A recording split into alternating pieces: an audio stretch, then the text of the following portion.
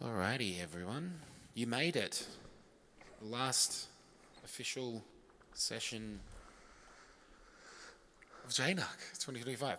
Jamf and Jamf sessions always seem to get a fair bit of interest. I think people like to sort of see behind the curtain. So as a Jamf employee, I guess I'm your customer. So yeah, keen to kind of pay attention and learn a few things myself. But Daniel and Tyler, I'll hand over to you for your session on Zero Trust, Zero Fuss.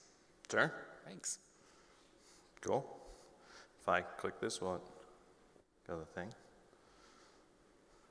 Are we supposed to be seeing the notes up here on the TV? There we go. There we go. Thank you very much. Standard forward-looking statement stuff. You've seen it. This is Jamf at Jamf, Zero Trust, Zero Fuss. My name is Daniel. I've been at Jamf for almost 10 years total. I'm Identity and Access Administrator, so I do all things Okta, AD, Azure, etc. Anything identity is all me. Yeah, and I'm Tyler Davis. I've been at Jamf for almost 4 years. I am a client platform engineer. Mostly own the non-Apple platforms at Jamf, so that's Android and Windows. Oh, come on. I believe in you. There we go. So what is the Zero Trust framework that we're talking about?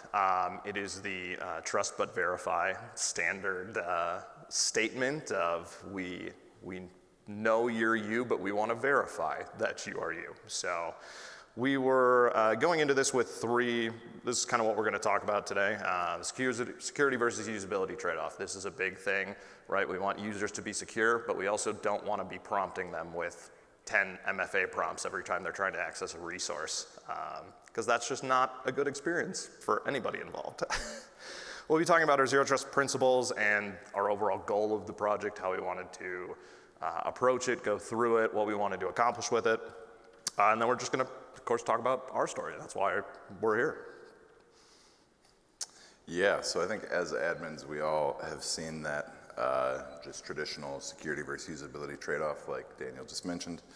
A lot of times, it's frustrating to users, makes a bad experience, and when they have a bad experience, users are always likely to try and find their own way around it, around the systems that IT puts in place.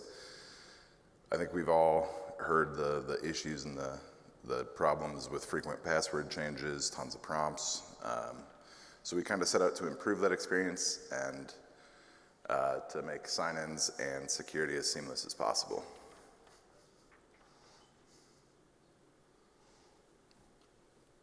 So what did we want to accomplish with this, right?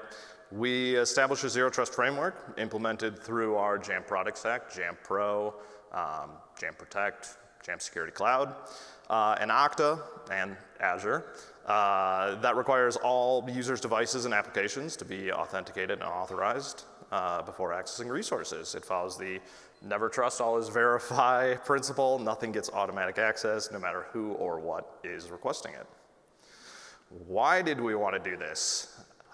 We wanted to protect your customer data, of course. We don't just want anybody accessing your data, whether that be infrastructure data, Salesforce data, et cetera. And by putting those in place, it allows us to maintain the trust that you have placed in us at Jamf to secure that data. We wanted to enable more productivity. So again, we wanted security that doesn't get in the way of people doing their jobs, right? Hey, I've never seen this prompt before. I've never done this. I forgot my phone. I can't approve an MFA prompt, et cetera, so on and so forth. I forgot my password, things we've all probably heard before. We wanted to reduce any security incidents, so we really wanted to take a continuous monitoring approach with this too, right? How can we make sure that every sign-in, every sort of action that somebody is taking is going through a proper security protocol?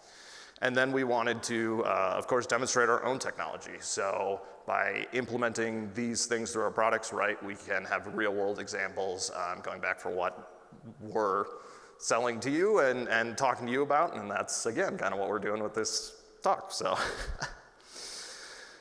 how did we approach this project? Some of these are very big bullet points. I'm not going to get into how we did these things or because those would be whole other sessions. So first thing we had to do was get off of our on-premise Active Directory.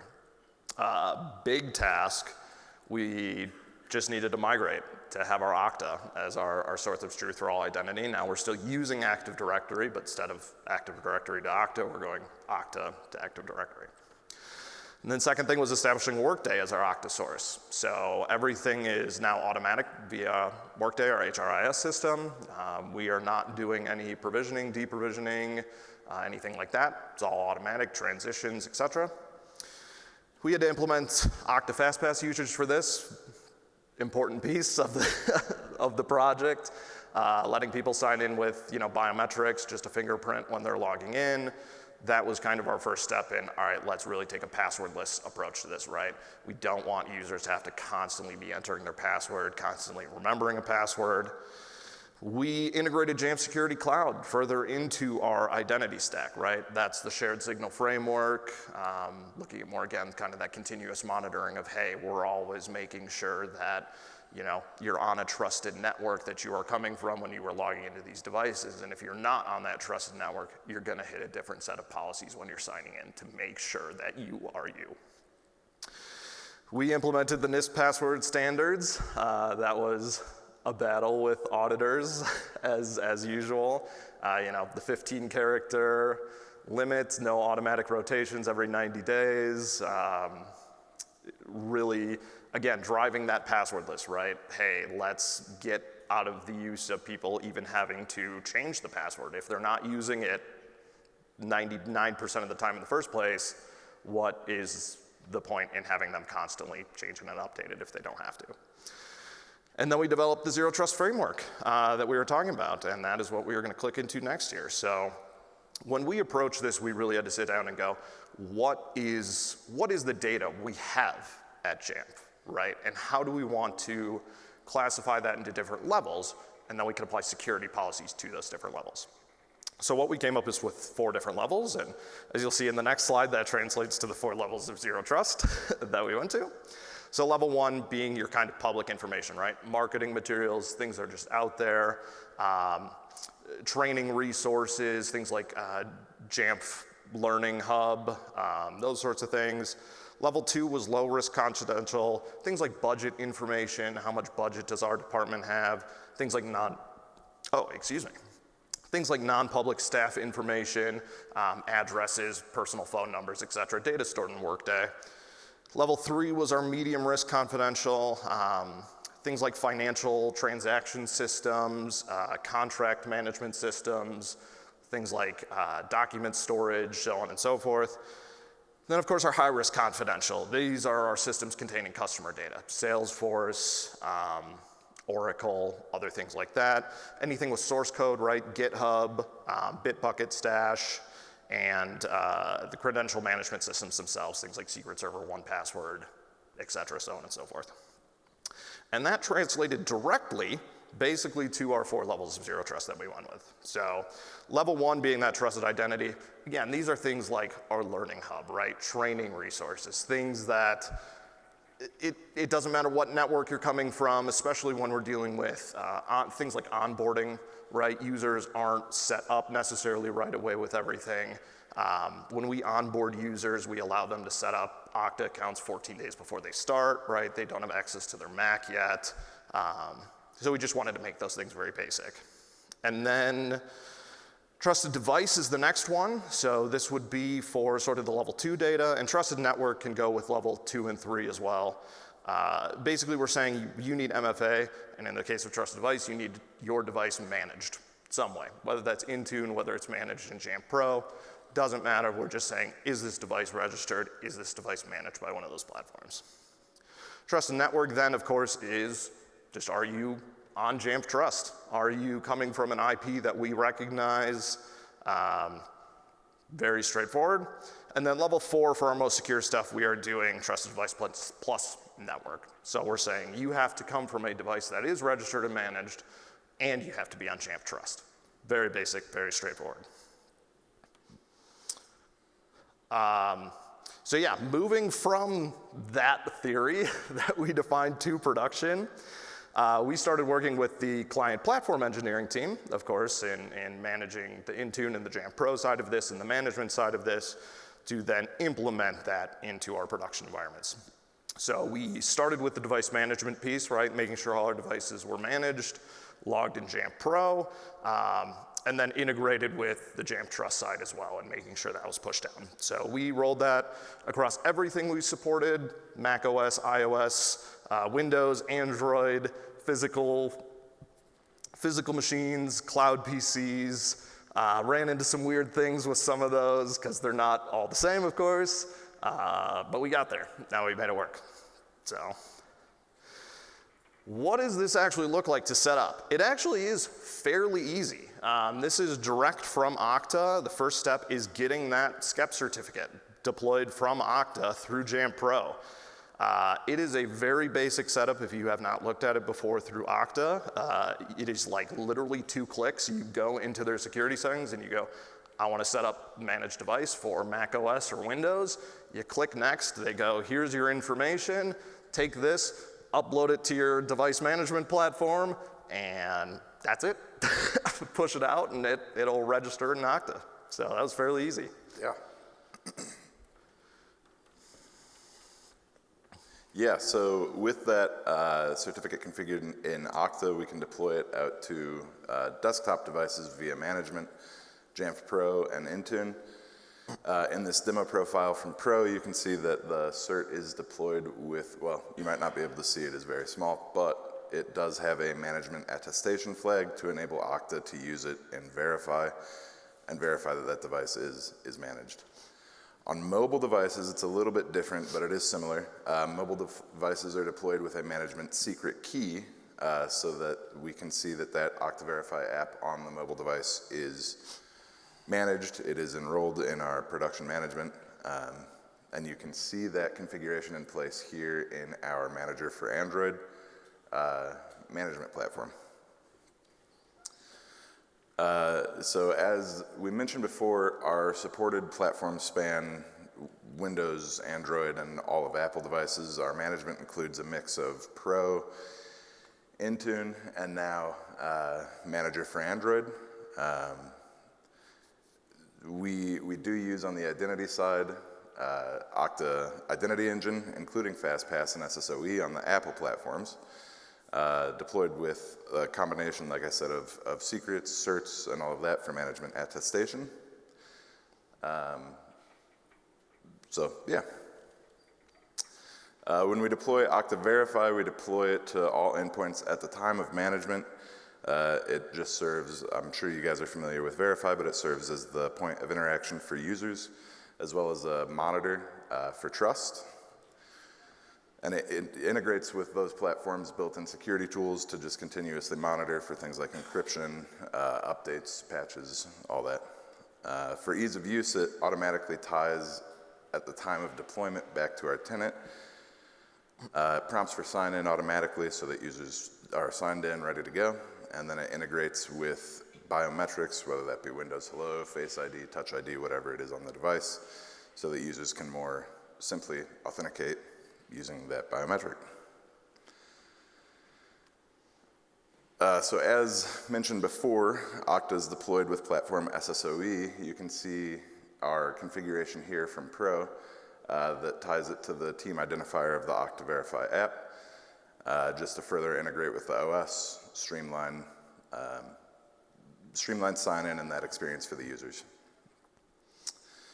So then on the Jamf Trust side, Trust is configured in JSC or Radar, Jamf Security Cloud, however you may know it, with a few components, but mostly network security that's enabled to monitor threats.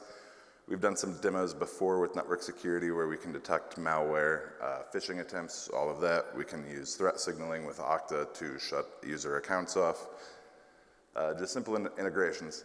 Then secure DNS is enabled for traffic routing and blocking, security, all that. Then before deploying, those activation profiles are configured to use Okta for authentication, again, just to streamline the setup process of trust once it's on the endpoint. So once it's configured in JSC, we can deploy the app via management, whether that's Intune or Pro, or Manager for Android. It is really nice in Radar. You can see here we have a list of UEMs and platforms on those UEMs. So we can just go into Radar, choose our UEM, choose our platform. We'll get all of the configurations needed, whether that's from a downloadable profile or just a list of configurations that we need to push. Makes it very easy to integrate with that management platform and get that configuration pushed out into prod.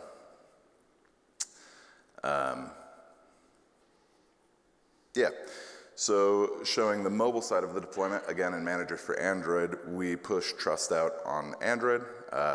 We can see, again, a couple of keys.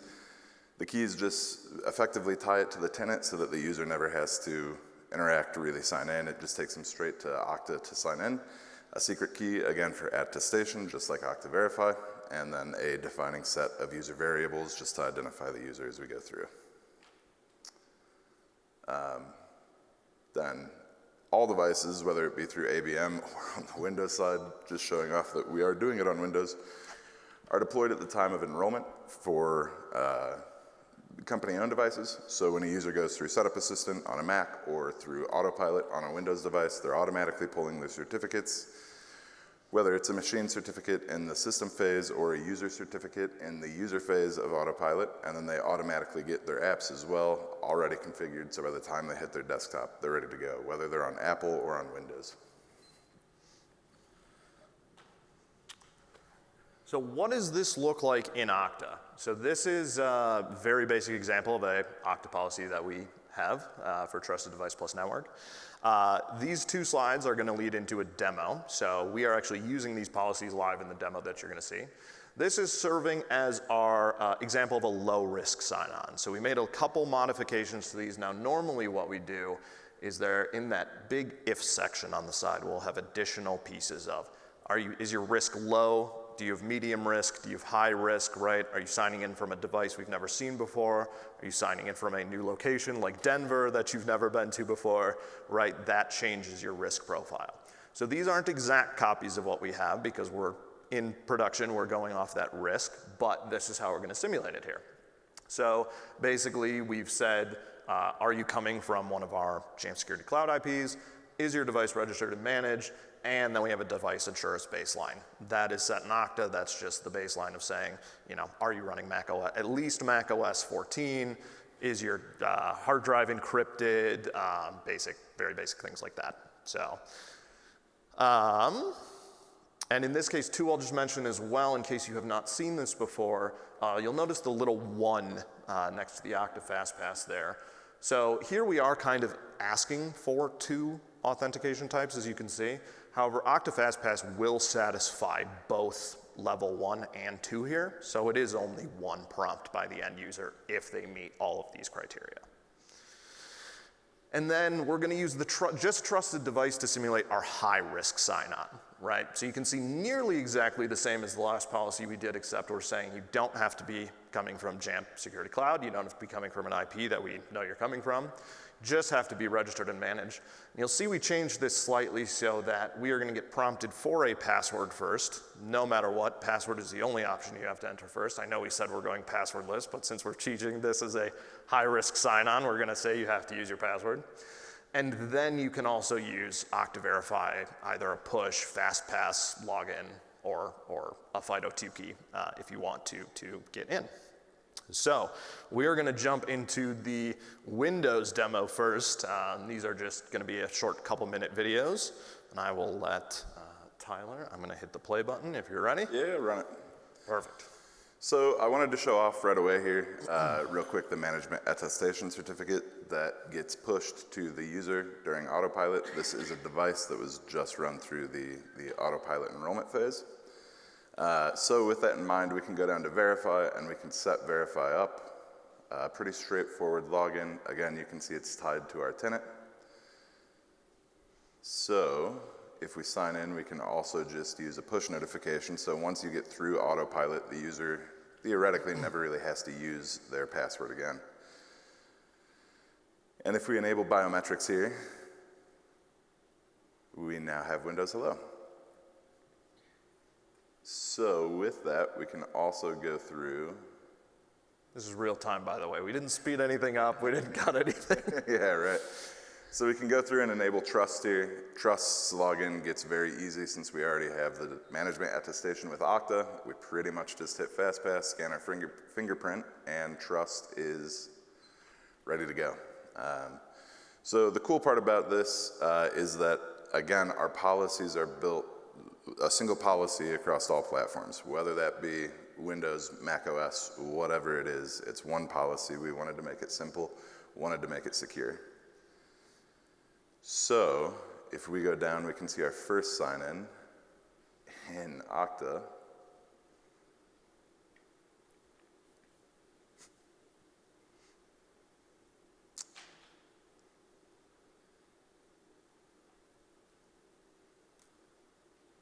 So we have this JNUC test app at the bottom. This app is using the policy that Daniel just walked us through. So right now we're in a state where we have trust enabled, we have ZTNA, we have management attestation, so we can just hit sign in, use our fingerprint when it recognizes, and we're signed straight in. The test app just points to the JNUC site right here. But we can kind of see different states if we go down and we disable trust. So now we've lost our trusted network portion, and we're just relying on verify with that management attestation. So we should get a different security experience when we go to authenticate. Which we do, we get prompted for our password. And FastPass, so we're using that biometrics with management attestation. And we are signed in. So to kind of show how live this is, I did want to go down and re-enable trust again before we really break this. So once trust is enabled, we can effectively, right away, just go down to our JNUC test app again, hit sign in. We've regained our trusted network, so we're just prompted for a fingerprint. We're good to go. We're signed straight in. So now to show the reliance on all of the different pieces of this, I wanted to break the demo by first disabling trust and then going to our cert store on Windows. This could also be done just by removing management on Windows, removing it from Intune. We go in, we delete our certificate and go back to our app. So we've now lost our trusted device, we've lost our trusted network. We can see verify is still running, but without that management attestation certificate, we can no longer trust the device, so we are immediately blocked. Yep. And then we're going to look at the same thing on macOS. Again here, just showing that we have the cert. So this is a little different. So this is the Mac that has been set up already. But following the same sort of thing, we're going to first start by, of course, signing into Okta Verify as our very first step. We're going to go through this. Once again, we're just going to enter our username real quick. We are going to actually choose to enter our password this time. And we're going to get a push notification for our setup. See how long it takes me to select the number 38. Perfect. And then, again, enabling Touch ID to work with this, and boom, we're ready to go. And then, just like the Windows demo, we are going to hop over to Jamf Trust, and we are going to sign in. This, again, very quick. I'm just going to log in with FastPass. One fingerprint. We're there. Done. This takes a couple minutes, or not a couple minutes, geez. This takes like 20 seconds, so something I'll just plug while we watch Trust connect, and I realize I can just do other things while this is connecting. This is, of course, minute and a half, 2-minute setup, right? We are very looking forward to Platform SSO. If you've not seen the Platform SSO talks while you've been here, that takes this down to seconds, right? Which is awesome.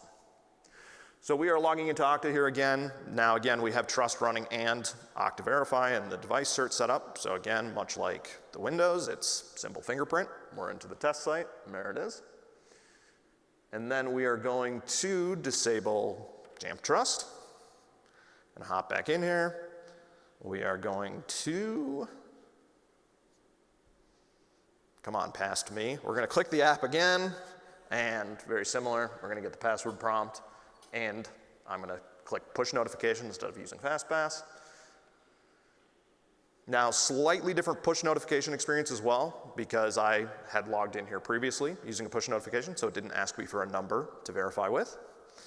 And then finally, I went a little more extreme. I ran a classic sudo jamf remove framework and just completely took everything off the device, if I can spell. And we'll give it a second to remove. There we go.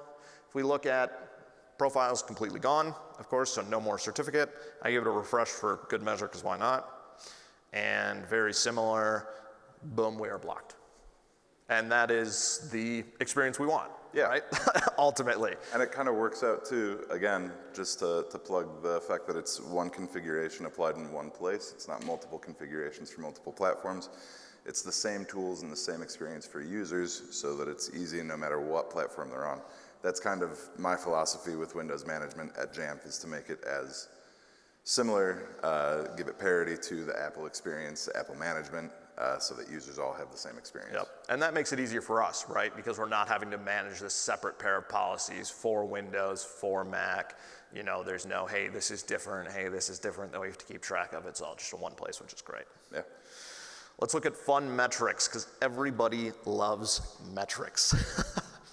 So we have had, in the last 90 days, 820,000 MFA events, and 800,000 of those were phishing resistant. We've had 0 security incidents, which you should all be very happy to hear about. No breaches, nothing. And of course, as I mentioned earlier, we have had 0 forgot my password tickets, because users are not entering their password and they're not having to change their password. Funny story too, when we were setting up FastPass originally and we still had our 90-day rotation, I had to go in and change my password. I didn't remember what my current password was because I never used it. It was hilarious. Yeah, it was great.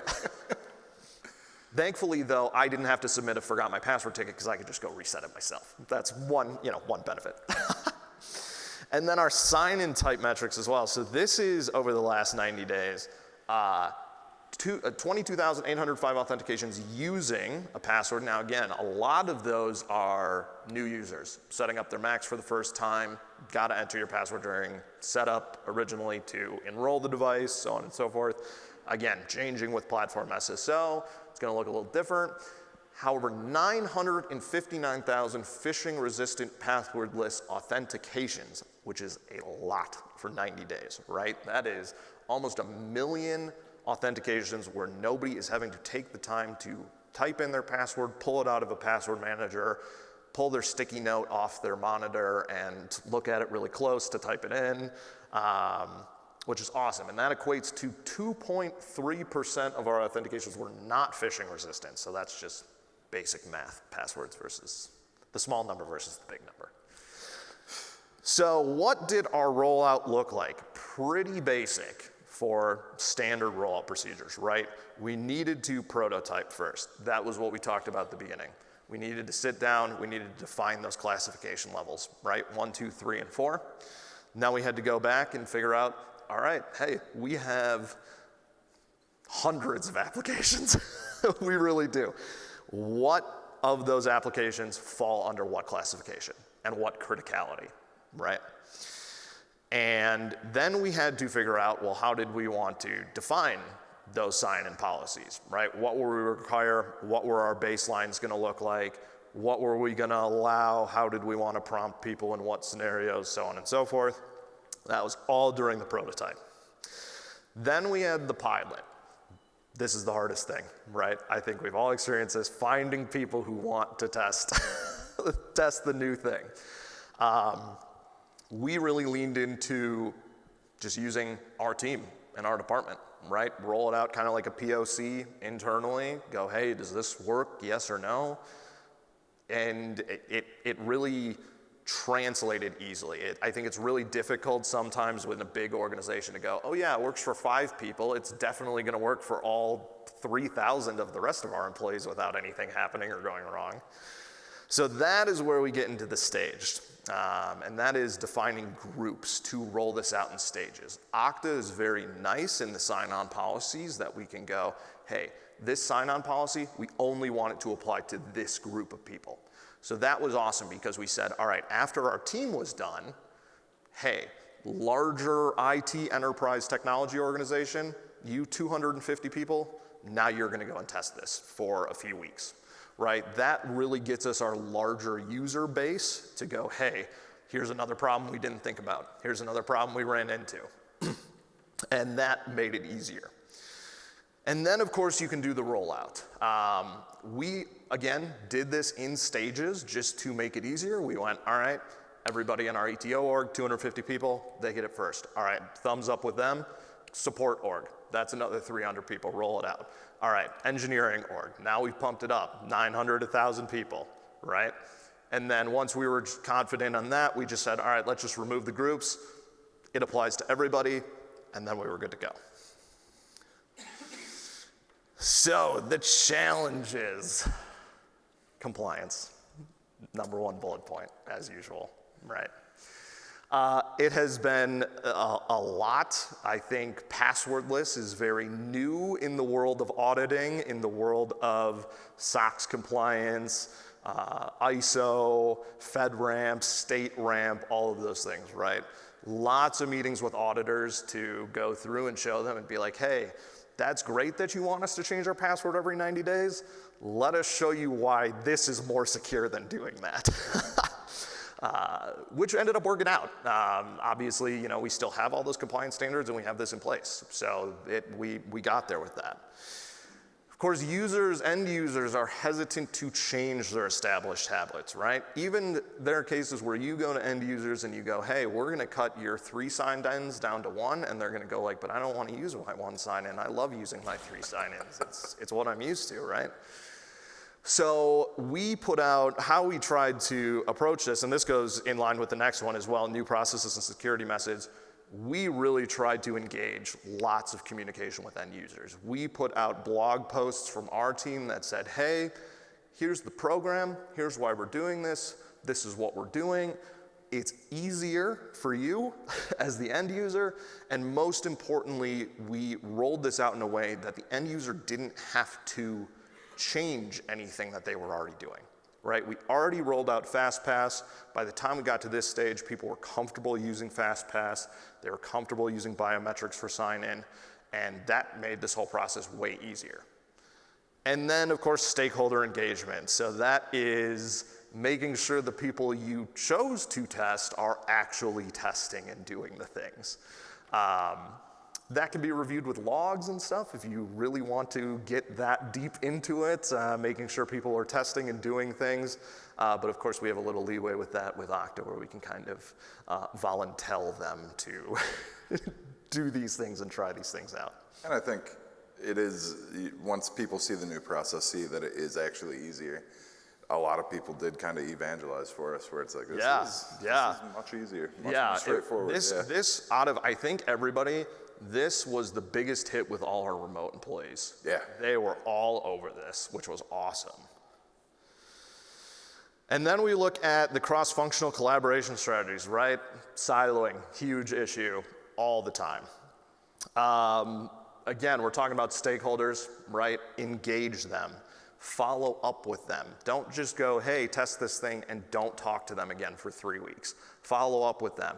Hey, have you tried this? Hey, how was your experience? Was there anything that didn't work quite how you wanted? We kind of freaked out new employees every now and then, because on their second day, we'd go, how was your onboarding experience? You know, did you run into issues when you were setting up your Mac? In the world of remote work, right, we're hitting so many different things of people are on their own networks at home, people are using variety of mobile devices for sign-in, right? So following up with them, even though it freaked them out a little bit, was very beneficial to really nailing down exactly what we needed to do. And then utilizing change management, right? Goes with the clear communication between IT and teams. Change management is important. Do not, firm believer in read-only Fridays.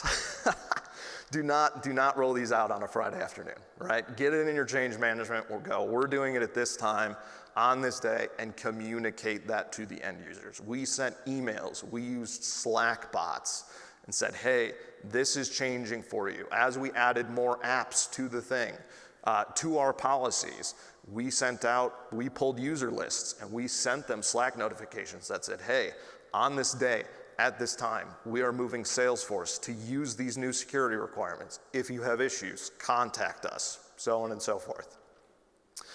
And yeah, that goes in line with make sure the users know how to get to support, right? We had that in the messaging, and we had that on those error screens at the very end. That was like, hey, you don't have Jamf Trust enabled, or something's wrong with your enrollment. Click here, submit support ticket, right? Right on that. That is totally customizable language in Okta. You can set that up. Hey, reach out to this Slack channel. Hey, click here to make this ticket. Make it as easy as possible for your end users to get help if they need it and they know where to go. Oh, come on. Yeah, so there were a couple plugs here, but it is kind of late in the conference, so a lot of these have just become recordings. I do recommend all three of these. There's another one that's happening right now with Matt V and Dr. K. I cannot remember the title of it, though. Oh, the network relay. The network relay one, session yes. going on right now, yeah. Yep. So that, and I will be back in the Jamf at Jamf booth for a little bit right after this. If you guys have questions, want to see any like live demos, have any more requests, anything like that. Yeah. And now we have a Q&A slide. Before I want to get to that though, I just want to plug, didn't put this slide in because I thought of it at the last moment. We're not done with this project, right? I mentioned Platform SSO. That is going to be something that we are integrating and is just there. It's just there. We're not going to have to change policies, but it makes that setup so much easier. And we are continuing to change some of those policies. Okta Verify 9.39 introduced OS query built into Okta Verify. If you've not explored OS query, do it. It's great. It allows us to go, we're doing things like, hey, sign in. Are you running the Jamf Protect agent? Is that running on your MacBook right now? Hey, is this process running on your MacBook right now? Additional security layers built into that. So we are always, I feel like I'm making changes still weekly to some of our stuff on like just a little refinement, making it a little more secure, implementing some more shared signal framework type things. And the policies are all very dynamic. We discovered early on an issue with cloud PCs where cloud PCs don't use BitLocker, they're encrypted in place in Azure. So our BitLocker check doesn't work for Okta. So we can kind of shift those policies and make them work in our environment. Yeah. We do have for Q&A Daniela. She's also a senior client platform engineer on my team. She specializes in all of our Apple platforms. Yeah. So yeah, open Q&A if anybody has questions on anything. Sure. I'm going to be that guy and ask. I'm going to be that guy and ask the whole question here. So you're doing Windows, Mac, Android, iOS, everything. Where are you at with Linux? That is a good question. So come up a bit, yeah. Yes. So Linux is a very interesting question to that. We do not have anything built in specifically for this with Linux, just because it's Linux and we can't do that quite the same way. We are actually utilizing Okta ASA with a lot of our Linux agents, so people are still using their Okta logins to get access to those resources. And then Okta ASA itself is behind some of these sign-in policies. So we're kind of doing a bit of a two-step process with those. But yeah, that's how we're handling that right now. All the way in the back. I can barely see with the bright light. The Zero Trust strategy requires classifying your applications, and I assume you're then assigning every application is assigned to a group that then triggers. How do you make sure that new applications, like do you get included in one of those? Do you have like a catch-all policy? Yes, so very good question. So there is of course a default sign-in policy in Okta. However, what we have done, we use ServiceNow for ticketing and agent stuff. We have built out a ServiceNow, very simple, just ServiceNow form for a new app. Hey, you want a new app in Okta? Fill these fields out. And we have simply made that data classification selection. We have a field that says, hey, go to this article. It will tell you the data classification levels, what they are, what they do. Where does your application fit on here? And please select that and put that in the box for your new app. Now, of course, we have free reign to overrule that if we want to. But what's kind of nice too is that we don't have to strictly stick to those data classifications, right? If somebody comes to us and goes, hey, we have this app that's just hosting marketing materials that are just public out there, and we want it to be under Trusted Device Plus Network, cool, thumbs up, like fine with us, no problem.